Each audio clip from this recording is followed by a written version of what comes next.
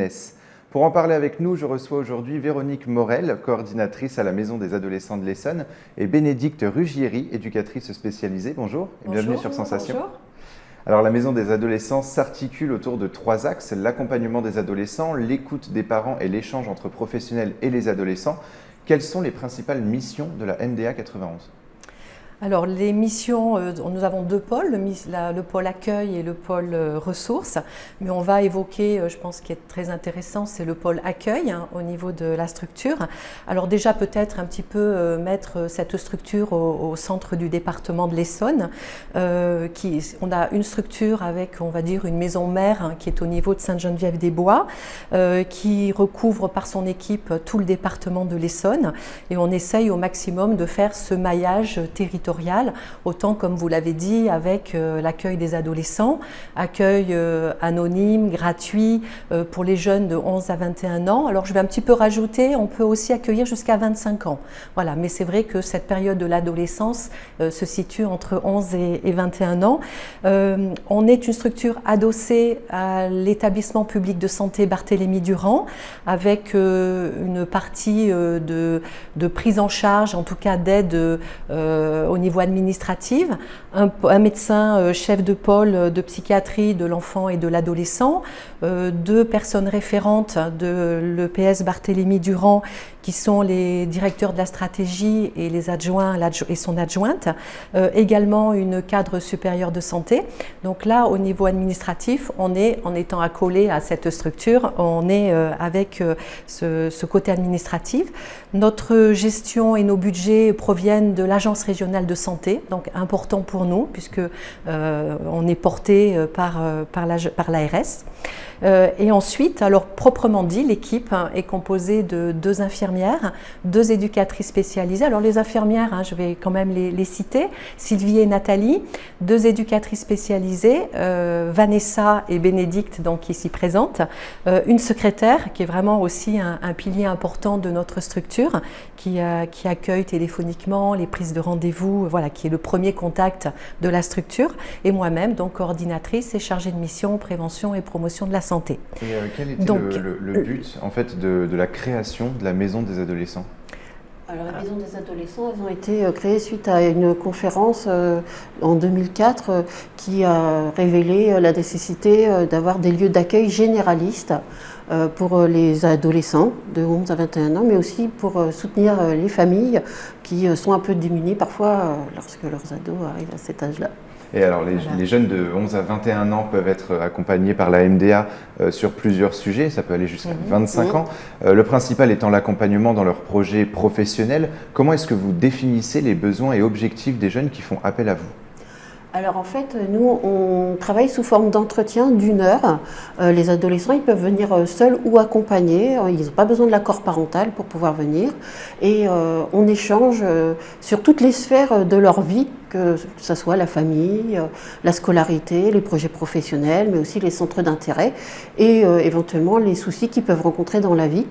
Et ensuite, avec eux, on travaille sur un projet pour arranger en fait les choses qui ne leur conviennent pas, essayer de leur faciliter les choses, voilà. Et on fait des prises en charge relativement courtes, on n'a pas de maximum de rendez-vous, d'ailleurs on peut venir autant de fois qu'il est nécessaire, mais nous on peut orienter aussi vers des partenaires qui sont plus adaptés que nous pour certaines problématiques. Vous accompagnez les adolescents dans d'autres thématiques telles que la sexualité, les conflits avec la famille, la santé ou encore le mal-être. Ce sont des thématiques qui vous tiennent également à cœur au sein de la Maison des Adolescents ? Oui, effectivement, c'est des thématiques qu'on retrouve fréquemment.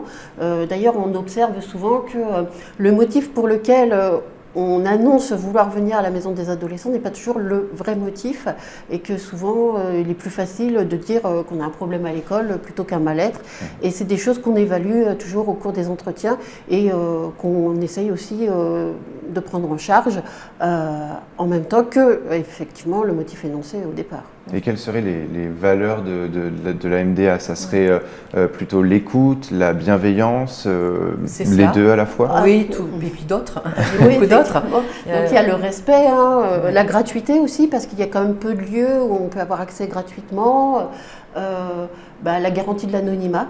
Alors, dans les limites, bien sûr, de la prise, enfin, du motif, oui. Ouais, de la protection de l'enfance, Oui. pour les personnes qui seraient mineures et qui auraient des mises en danger, on a bien sûr un rôle auprès de la protection de l'enfance. Oui. Il y a la confidentialité, et fait aussi, et puis tout le respect de l'intimité, tout le respect de l'histoire, de la culture. On est vraiment très bienveillant et très vigilant, très vigilant à cet accompagnement. Et comment Voilà. faites-vous pour venir en aide aux adolescents qui viennent vous voir sur des problématiques liées par exemple au mal-être, à la santé ou aux addictions? Alors, la première chose que l'on fait, déjà, nous, on accueille toujours en binôme une infirmière et une éducatrice, ce qui permet de croiser les regards et de permettre une meilleure adhésion. Déjà, la première chose, c'est que par rapport aux adolescents qui ont ce genre de problématique, c'est de pouvoir en parler, reconnaître qu'il y a un problème et travailler l'adhésion à une prise en charge ultérieure. Parce que quand on reçoit certaines personnes, on peut penser qu'ils peuvent avoir besoin d'une prise en charge psychologique, par exemple, ou médicale. Mais si eux ne le souhaitent pas, ça ne fonctionne pas. Et vous ne pouvez pas forcer, vous ne les Voilà. forcez pas en tout cas à se rediriger vers d'autres... On travaille vraiment sur l'adhésion et donc c'est pour ça que parfois ça peut prendre un petit peu de temps, mais comme on vous dit, on n'a pas de maximum de rendez-vous, donc on y travaille. Et généralement ça marche très bien, les jeunes, pour peu qu'on leur donne quelques perspectives, ils sont souvent prêts à se mobiliser pour aller mieux et pour vraiment travailler sur leur avenir, et ils ont des projets. Donc, Oui, puis au niveau de l'accueil, on laisse ce choix aussi à l'arrivée. Ils peuvent être accompagnés des parents, donc on l'a peut-être pas précisé, mais ils peuvent venir sur rendez-vous, ils peuvent venir spontanément, ils peuvent venir seuls avec des camarades, avec leurs parents, quelqu'un de leur famille, ou un autre professionnel, puisqu'ils côtoient d'autres professionnels au niveau de l'école, au niveau de leur quartier, au niveau de d'autres structures. Et c'est après que le choix est laissé d'être reçu seul, reçu accompagné. Des fois, c'est en 2 temps. Avec un accueil convivial, on les met à l'aise.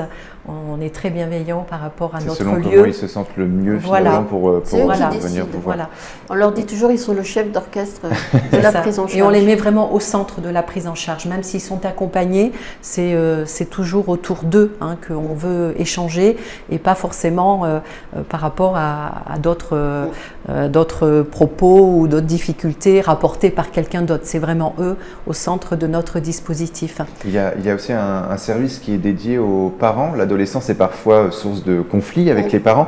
À quel moment est-ce que vous intervenez justement auprès des parents et des enfants? Alors souvent, c'est les parents qui vont nous solliciter parce qu'ils ont un souci. Donc nous, on peut aussi les rencontrer, même si leur ado n'est pas présent, puisqu'ils n'arrivent pas toujours à le faire venir jusqu'à la maison des adolescents, ce qu'on peut entendre. Et puis certains parents ont besoin de parler en dehors de leur ado, des difficultés qu'ils rencontrent, des soucis qu'ils se font, des inquiétudes qu'ils peuvent avoir par rapport à cet ado qui grandit et qui se transforme.